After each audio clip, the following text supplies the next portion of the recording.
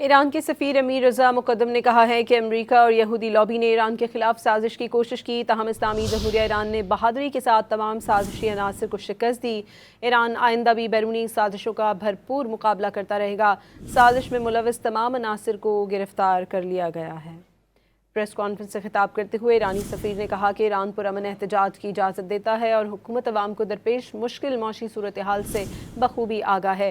شہریوں کے انسانی حقوق کے تحفظ کو بھی یقینی بنایا جا رہا ہے۔ انہوں نے بتایا کہ صدر مملکت، وزراء اور گورنرز نے مظاہرین سے بات چیت کی یقین دہانی کروائی تھی۔ 9 جنوری کو ایران بھر میں عوام نے حکومت کے حق میں بڑے اجتماعات منعقد کیے جو حکومت پر عوامی اعتماد کا مظہر ہیں۔ ایرانی سفیر کے مطابق امریکی صدر نے سوشل میڈیا پر ایک بار پھر سے انگیز ٹویٹ کیا، شرپسندوں کو ہدایت دی۔